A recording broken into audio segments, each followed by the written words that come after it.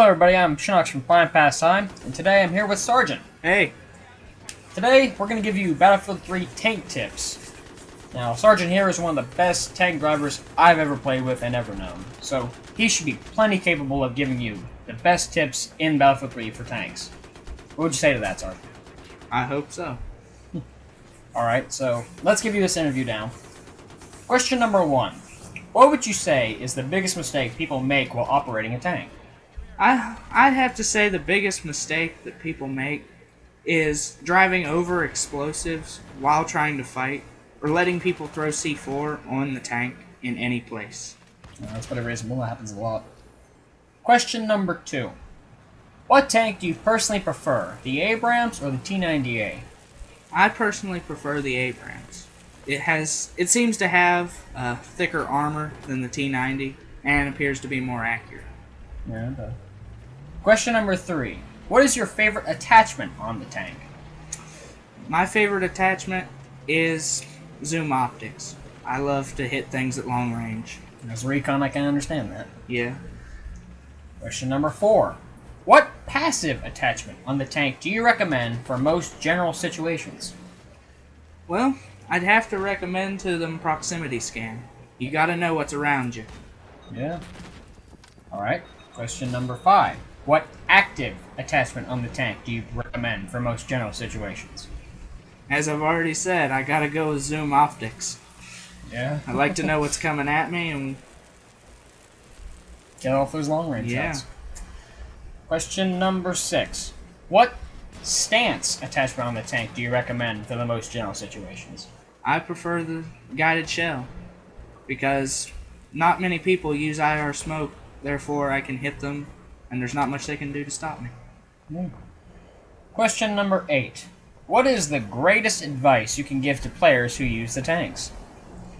Be aware of your surroundings, try not to let supports near you with C4, and that's pretty much it. What map, question number 9, what map is your favorite for using the tanks? I really prefer Operation Firestorm, but I can go to any map. I like them all. Question number 10. What map do you think a newbie trying to operate tanks would be good for him to get started? Well, if that's the question. Caspian Border's a good place to start. Caspian Border? Yeah. Any reason why? Well, there's plenty of tanks for him to use. I mean, 2 is plenty for a noob. And it's got a good open field to start driving in. Some roads to start with. And you don't have to worry about much air support. There's good cover in the forests. Yeah. Question number 11. What should you do if you are being attacked and your tank is below 30% integrity? Well, it all depends on the situation. If the enemy is around you and they have an engineer, then you probably shouldn't abandon the tank because they most likely will try to kill you and repair your tank and use it against you, and you should probably just stay in the tank and go out with it. But in most situations, I would abandon the tank and try to take them out with some kind of launcher. Question number 13. How should you deal with a support that is rushing towards your tank and it seems like it's going to be a hard thing to evade this support? Chances are he's armed with C4. Well, try to remember your surroundings as you're going in, and if you notice where he's coming from, try to get away from him the best you can, or quickly switch to the machine gun on top and try to take him out before he gets to you. And if he starts throwing the C4 on the tank, just hop out, shoot him, try to do something, and then get back in. Pretty good. Question number 14. If you're being locked onto constantly and you can't seem to evade it, what do you recommend to do? Well, that means there's probably a recon up high that you haven't noticed yet. You should probably be more aware that you need to look.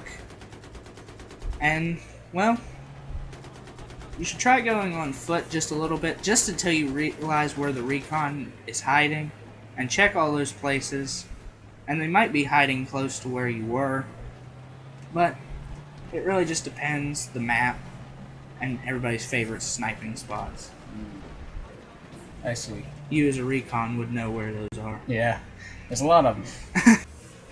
And what would you say is your opinion on the canister shells themselves? Question number 15. Well, I don't use the canister shell much anymore, but it used to be good for killing infantry and occasionally a helicopter or two, but since I stopped using it, I use regular shells for leading helicopters. Alright. We got this question ourselves. Question number 16. Do you recommend the LMG for the tank or the HMG? Well, I like the LMG because it's better for infantry. The HMG, however, is better for small, light vehicles that are coming at you. Alright. There's just a slight delay in the fire. Question 17. Of course, one naturally would operate a tank with the kit as being an engineer. So, if you were going to go out there with that kit, what launcher are you going to take with yourself?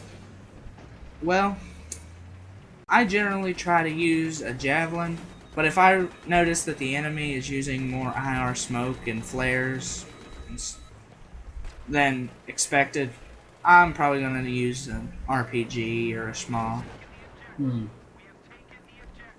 Well, is there anything you want to say to the people about this?